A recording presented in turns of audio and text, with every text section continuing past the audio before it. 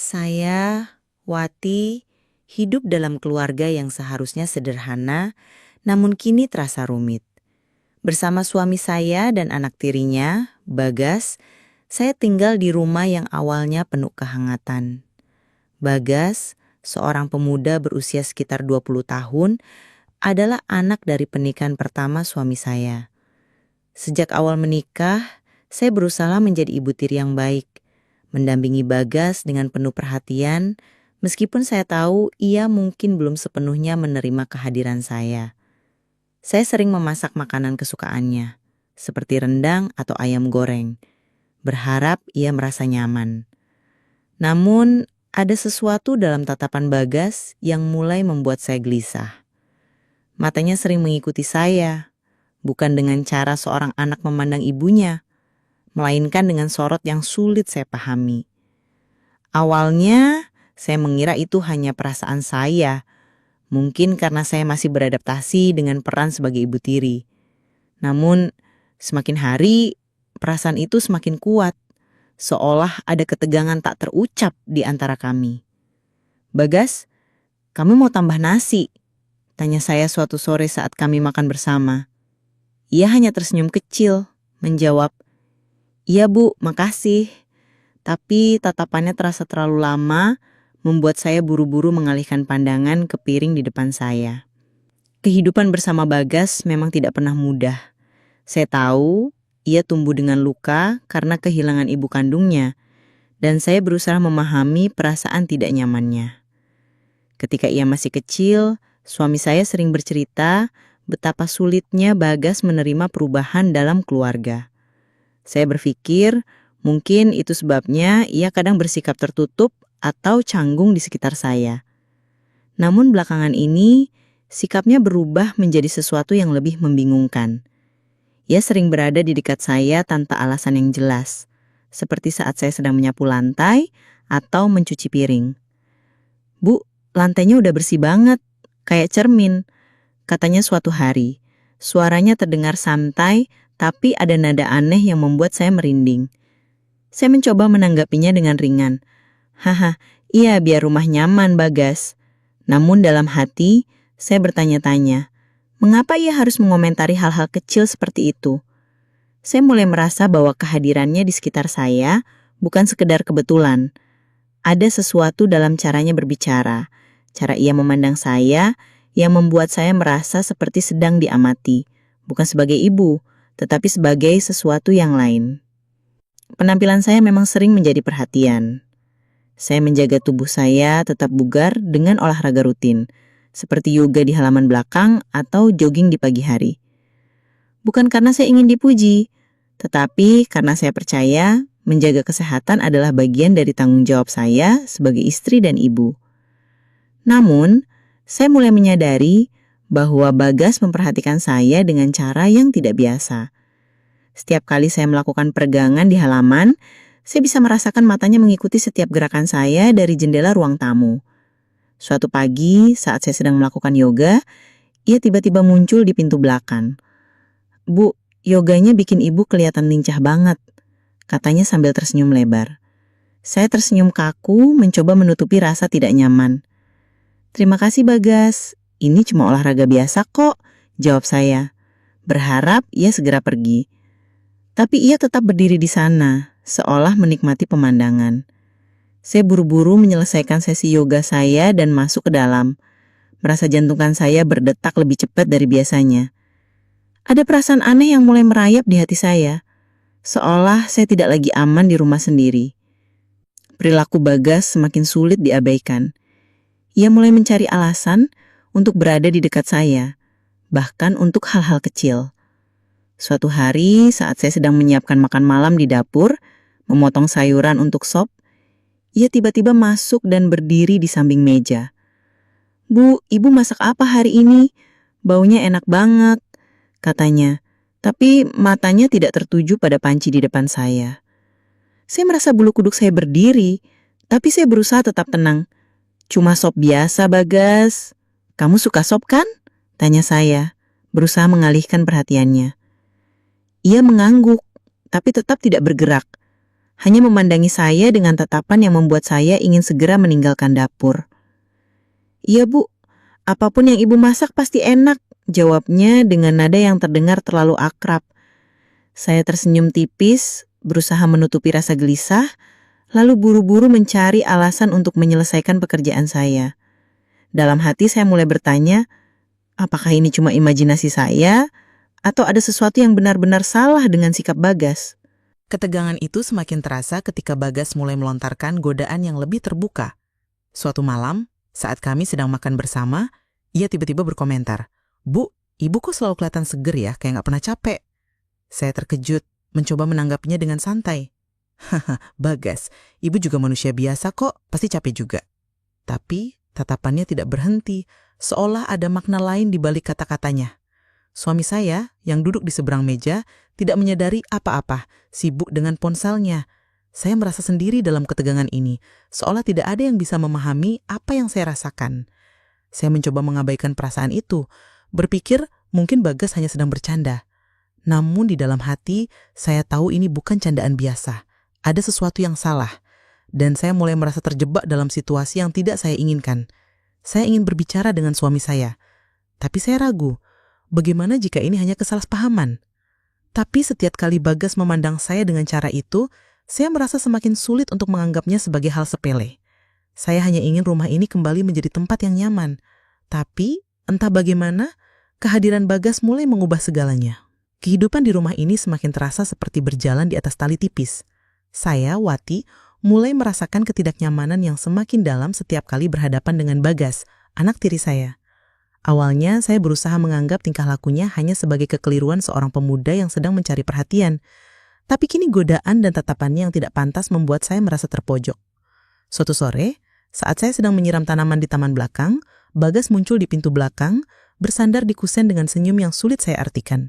"Bu, tanamannya Ibu rapi banget, kayak taman di majalah," katanya. Suaranya terdengar terlalu ramah, hampir memaksa.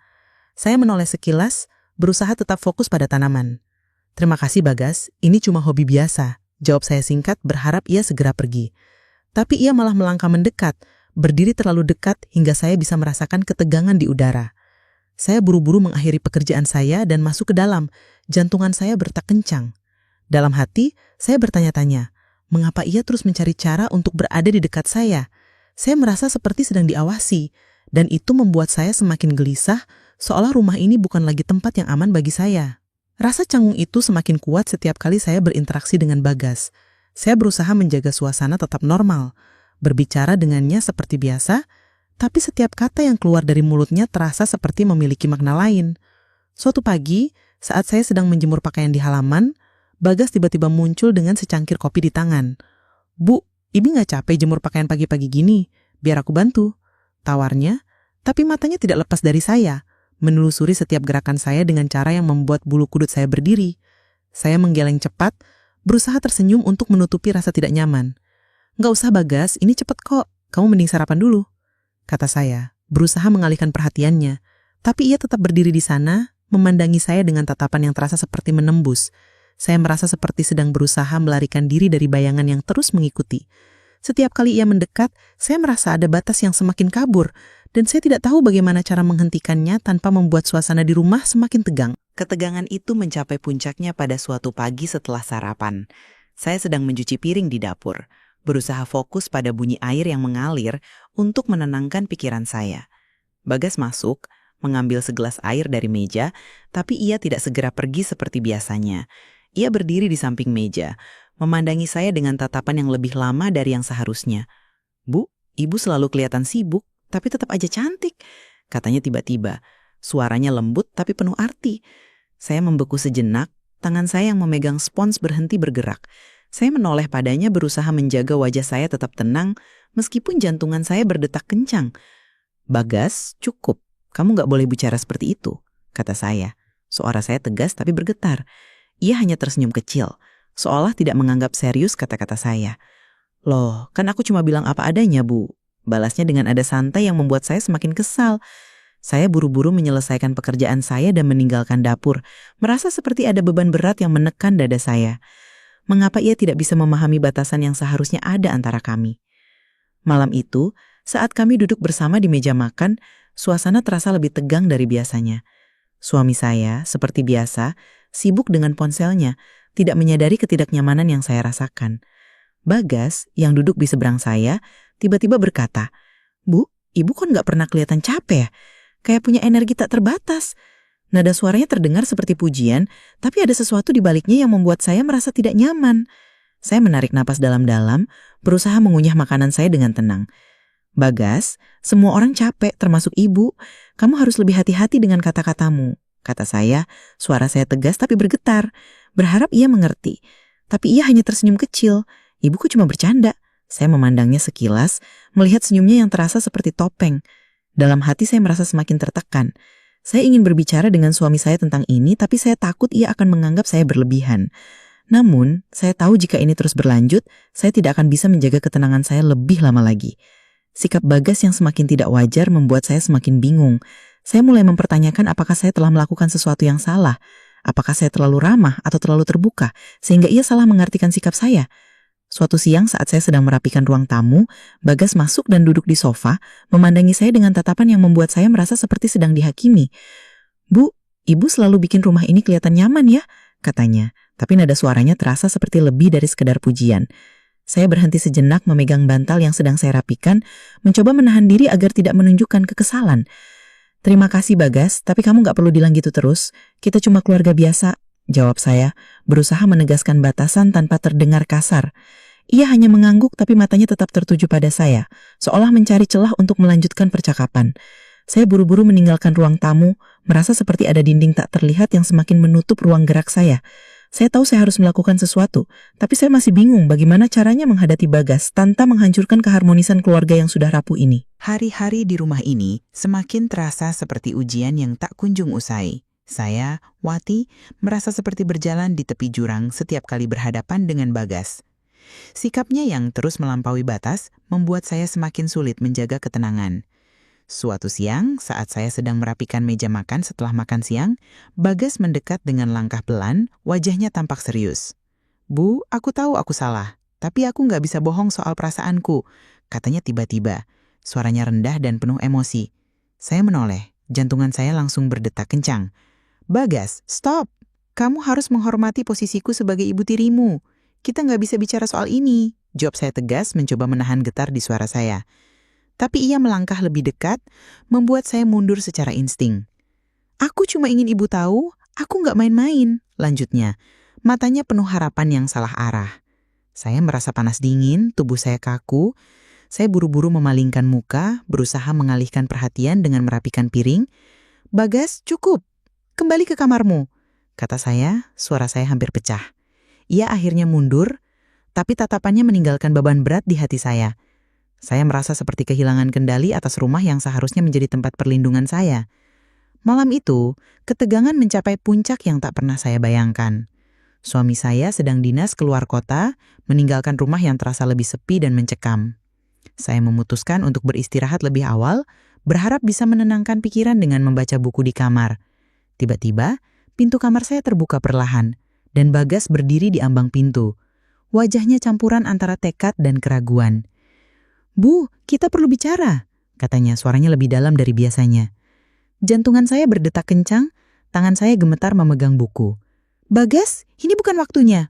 Keluar sekarang," kata saya, berusaha terdengar tegas meskipun rasa takut mulai merayap. Tapi ia malah melangkah masuk, mendekati tempat tidur saya. "Bu, aku nggak bisa terus pura-pura. Aku terlalu mengagumi ibu, lebih dari yang seharusnya," ucapnya, suaranya penuh perasaan yang membuat saya merasa terjebak. Saya berdiri, berusaha menjaga jarak. "Bagas, ini salah. Aku ibu tirimu. Kamu harus menghentikan ini sekarang," tegas saya. Suara saya keras, meski hati saya kacau. Ia terdiam sejenak, lalu mundur perlahan. "Maaf Bu, aku nggak tahu kenapa aku begini," katanya pelan sebelum menutup pintu.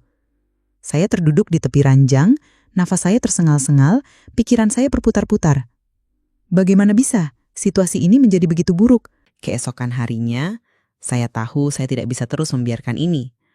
Rasa takut dan kebingungan yang saya rasakan malam itu membuat saya sadar bahwa saya harus bertindak. Saya menunggu suami saya pulang dari perjalanan dinasnya, bertekad untuk membicarakan semuanya.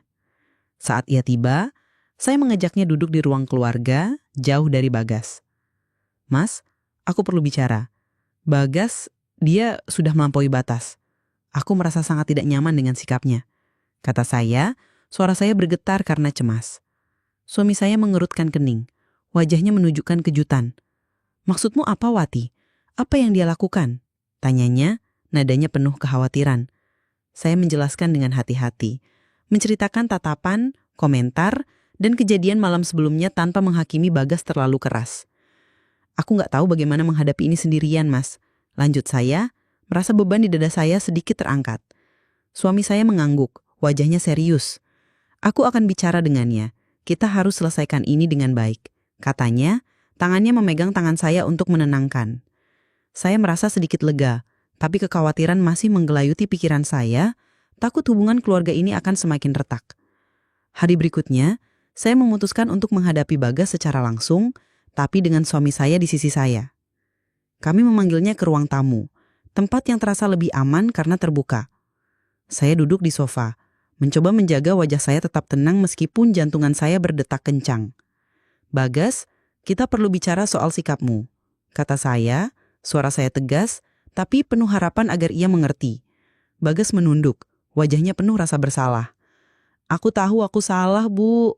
Aku nggak bermaksud bikin ibu nggak nyaman," katanya pelan, suaranya hampir tak terdengar. Saya menghela nafas, merasakan campuran lega dan empati. "Bagas, aku paham kamu mungkin bingung, tapi kamu harus mengerti bahwa hubungan kita adalah ibu tiri dan anak tiri. Kita harus saling menghormati batasan itu," kata saya berusaha menjaga nada saya lembut tapi jelas. Ia mengangguk, matanya masih tertunduk. "Aku janji akan coba berubah, Bu," jawabnya, suaranya penuh penyesalan. Saya memandangnya, berharap kata-katanya tulus, tapi masih ada sedikit keraguan di hati saya. Suami saya, yang selama ini mendengarkan, akhirnya angkat bicara.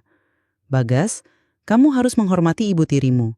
Kita satu keluarga, dan kita harus jaga kebersamaan ini," katanya dengan tegas, tapi ada kelembutan dalam nadanya. Bagas mengangguk lagi, kali ini memandang ayahnya dengan ekspresi yang lebih tulus. "Aku mengerti ya, aku akan coba lebih baik," katanya, suaranya lebih mantap. Saya merasa ada titik terang di ujung terowongan yang gelap ini. Meskipun ketegangan masih tersisa, percakapan ini memberi saya harapan bahwa kami bisa memperbaiki hubungan kami. Saya tahu perjalanan ini belum selesai, tapi setidaknya kami telah mengambil langkah pertama. Saya berdoa dalam hati agar Bagas benar-benar memahami dan menghormati batasan, dan agar rumah ini kembali menjadi tempat yang penuh kehangatan, bukan ketegangan.